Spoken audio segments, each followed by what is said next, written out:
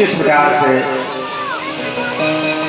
देवता छोटे छोटे बालक बनकर के पालने में झूल रहे हैं। बहुत दिनों तक वापस लौटकर नहीं पहुंचे। ब्रह्मलोक में, विष्णु लोक में, शिव लोक में तो तीनों देवियां घबराने लगी। नारद बाबा को पुकारने लगी, अरे नारद।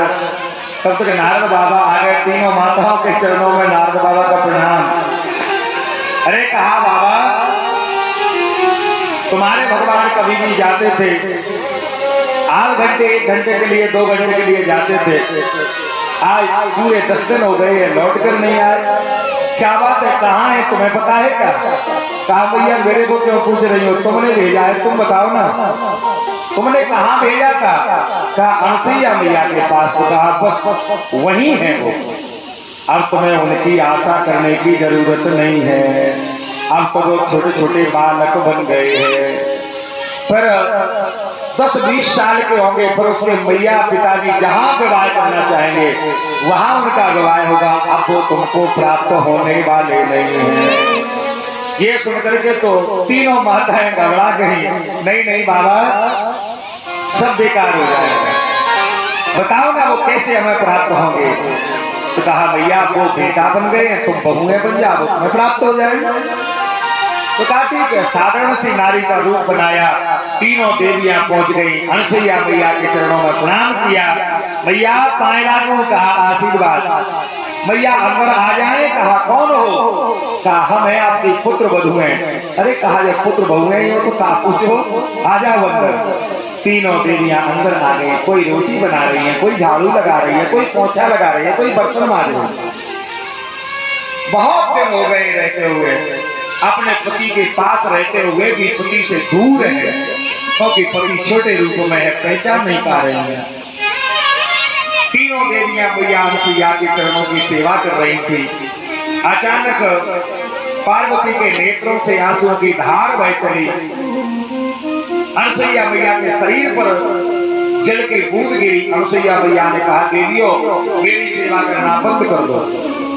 ये बताओ मेरे आश्रम में तुम्हें कौन सा कष्ट है, कौन सा दुख है, किस वजह से तुम रो रही हो, दुखी हो रही हो? कहा मां, ये तभी आपके आश्रम में सब प्रकार की सुख सुविधाएं हैं, किंतु हम अपने पति से दूर है। यही जीवन का सबसे बड़ा दुख है, सबसे बड़ा दुख। पति में सुनना सब संसार है, बस पति के बगैर हमारा सारा जीवन अधूरा है। कुछ भी करो, हमारे पति हमको वापस लौटा दो। का देवी बहुत कहती थी, ठीक है जाओ तुम तीनों देवियों के पति तीनों पालनों में लेटे हुए जाओ, अपने पति को जाकर के पहचान के उठा लो। तीनों देवियां गई हैं। सोचने लगी, हे भगवान, ये तो तीनों बालक एक से लग रहे हैं। मेरे हाथ में भोले बाबा के अलावा कहीं भगवान ब्रह्मा न आ जावे, नहीं तो मेरा पति धर्म नष्ट हो जाएगा। तीनों देवियां घबरा कर वापस लौटकर अनसुईया मैया के चरणों में आई हैं। भैया हमसे भूल हुई, गलती हो गई, हमको क्षमा कर दो और हमारे पति को हमें लौटा दो, हम अपने पति को नहीं पहचान पा रहे हैं। तो जो हाथ चलो ठीक है, कमंडल में से जल लिया जो मैंने अपने पति की मनक्रम वचन से सेवा की हो, ये तीनों देवता अपने अपने रूप में प्रकट हो जावे।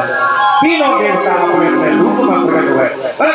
भगवान की तीनों देवता अपने अपने रूप में प्रकट हो गए।